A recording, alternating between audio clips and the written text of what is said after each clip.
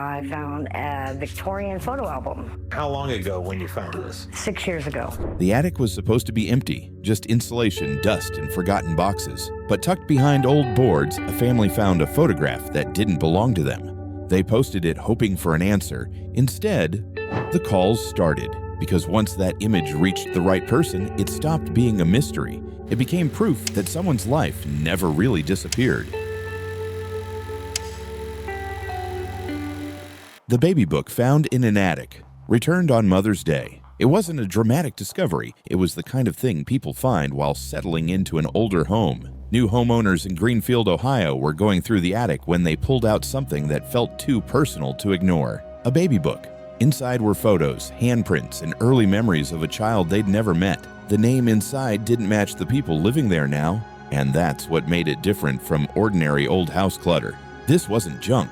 This was someone's entire beginning. The couple posted online and started reaching out, and when the right person saw it, the response wasn't casual. It was emotional. The baby book belonged to Stephanie Clyburn. It had been missing for around 20 years. By the time it was returned, her son, Briston Coldiron, had died in a car accident the year before, and the timing made the return feel almost unreal. The book came back just before Mother's Day, her first without him. That's when the calls started. Not angry calls, not suspicious calls, the kind that happen when something precious is suddenly real again. And once you hear that story, you realize something. Attics don't just store things. Sometimes they store the only copy of a memory. And in the next case, what was found wasn't a book. It was a framed photo that had been missing for years, sitting exactly where no one would ever think to look. A framed family photo, lost for 15 years, found by strangers. This one begins with a couple who didn't even know they were holding someone else's life. In Simpsonville, South Carolina, new homeowners were checking their attic when they found a framed photograph. Two girls posed for the camera, a family portrait, the kind that's supposed to stay on a wall forever. But it wasn't their family, so they did the simplest thing people do now when they don't have answers. They posted it to Facebook. And the post traveled faster than anyone expected, because the people in the photo weren't strangers to the internet. They were someone's daughters. The family had lost the framed photo about 15 years earlier after moving. They never thought it would be found, and they never thought it would still be intact. But once the photo appeared online, the messages began. Someone recognized the faces, someone tagged someone else. And within hours, the story reached the people who'd been looking for it without even knowing they still were. That's what makes this kind of discovery so intense. It's not the photo itself, it's the moment the right person sees it and realizes the past has been waiting in someone else's attic. And that brings us to the next case, because this time it wasn't a family who posted the photo.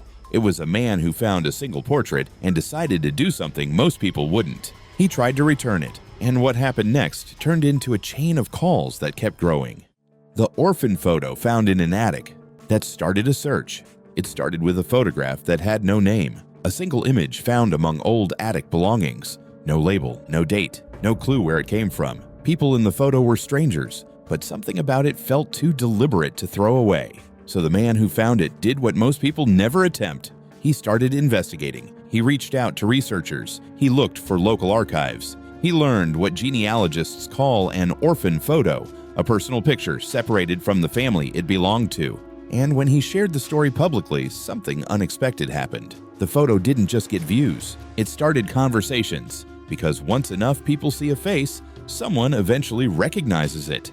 A descendant, a neighbor, a historian who's seen the uniform, the studio stamp, the backdrop. And that's where the calls begin. Not because anyone is in trouble, but because someone realizes an image they thought was lost forever survived. The photo becomes a message that made it through time. And in the next case, the item found in an attic wasn't just a photo. It was an entire suitcase full of love letters and wartime memories, and it led to a call the family never expected to receive. The suitcase of World War II memories found in an attic. A man in Maryland found an old suitcase tucked away in his attic. At first, it looked like something left behind by a previous owner. Old, forgotten, harmless. Then he opened it. Inside were letters, photographs, keepsakes, a full record of a relationship written during World War II between a sailor and his wife. It wasn't just history, it was someone's private life sealed inside a suitcase. The man didn't keep it. He brought it to the police to help track down the family. And when they found the daughter of the original owner, the reaction wasn't small, because you don't expect a call telling you your parents' letters still exist. You don't expect a stranger to return something that personal. But that's what happened. And once the story spread, it revealed the same pattern again. People don't just hide valuables in attics. They hide parts of their lives. And the next case shows how quickly a single found photo can turn into a flood of messages, because sometimes the image isn't from a war. Sometimes it's from an everyday life that suddenly reconnects across decades. A lost family scrapbook resurfaces, and the search lasts a year. A stranger found a family scrapbook filled with photos, weddings, birthdays, handwritten notes, the kind of thing you can't replace. The finder knew immediately it wasn't meant to be separated from the family, so she kept it safe, and she started searching for a full year. Eventually, local news coverage helped connect the album back to the family who lost it years earlier, and when the owner finally saw it again, he didn't react like someone getting an old object back. He reacted like someone getting years of his life back. That's when the calls happen, not because it's a mystery anymore, because it's no longer just a found item, it's a return. And once you understand that, the final case feels like the perfect ending, because it proves the most important thing about these discoveries. The photos don't come back when they're found, they come back when they reach the right person. And sometimes, the right person finds them in the last place you'd ever look. The century-old album found in a dumpster. Then the calls started. The last discovery didn't happen in a house. It happened in the trash. A woman in Sacramento spotted a century-old photo album inside a dumpster. Not one photo, an entire family's history, old studio portraits, handwritten notes, names recorded in ink, pages that had survived decades, only to be thrown away in seconds. And here's what made this different. She didn't post it once and move on. She kept it safe because she understood what it was. Not a collectible, a missing piece of someone's life. Eventually, the album reached local historians and then the news. And once the story aired, the calls started. Not because it was creepy, because someone recognized the faces, then someone recognized the names.